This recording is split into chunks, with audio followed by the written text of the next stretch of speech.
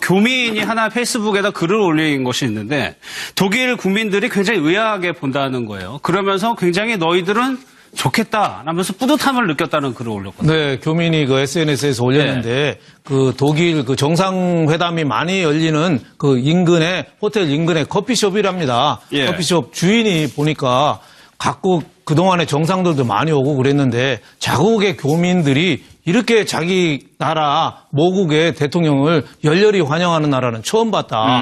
한국이 굉장히 어떻게 보면 자랑해도 좋을 나라 같다. 뭐 이런 얘기를 했다고 그 얘기를 듣고 교민이 뿌듯하고 감격이 겨워서 SNS에 올린 거예요. 그러니까 독일이나 이런 나라에서 볼 때는 자기 나라도 분단을 겪은 한국이 옛날 유럽이 한국 볼 때는 뭐 쓰레기통에서 어떻게 민주주의가 되는 건 쓰레기통에서 장미 피는 것보다 더 어렵다고까지 무시했던 나라잖아요. 그런 나라가 볼 때 어떻게 보면 국정농단을 촛불이라는 시위로 집회로 그 평화적으로 정권을 교체한 거에 대해서 독일이나 이런 데서 굉장히 높이 평가하고 이번에도 문 대통령이 가서 다른 데는 교민들 모일 때 교민들이 행사를 했어요.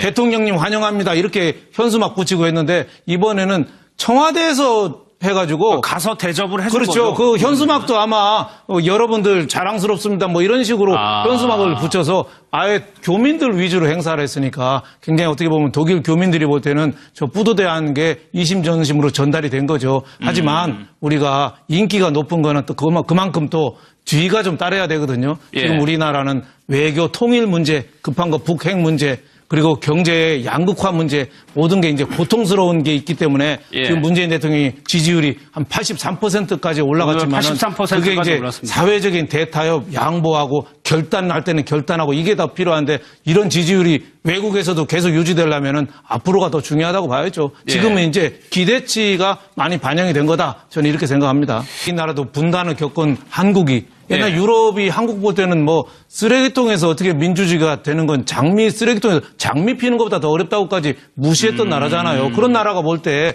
어떻게 보면 국정농단을 촛불이라는 시위로 집회로 그 평화적으로 정권을 교체한 거에 대해서 독일이나 이런 데서 굉장히 높이 평가하고 이번에도 그동안에 정상들도 많이 오고 그랬는데 자국의 교민들이 이렇게 자기 나라 모국의 대통령을 열렬히 환영하는 나라는 처음 봤다. 한국이 굉장히 어떻게 보면 자랑해도 좋을 나라 같다. 뭐 이런 얘기를 했다고 그 얘기를 듣고 교민이 뿌듯하고 감격이 겨워서 SNS에 올린 거예요. 그러니까 독일이나 이런 나라에서 볼 때는 보면 독일 교민들이 볼 때는 저 뿌듯해하는 게 이심전심으로 전달이 된 거죠. 하지만 우리가 인기가 높은 거는 또 그만큼 또 뒤가 좀 따라야 되거든요. 지금 우리나라는 외교 통일 문제, 급한 거 북핵 문제, 그리고 경제의 양극화 문제 모든 게 이제 고통스러운 게 있기 때문에 지금 문재인 대통령이 지지율이 한 83%까지 올라갔지만 문 대통령이 가서 다른 데는 교민들 모일 때 교민들이 행사를 했어요.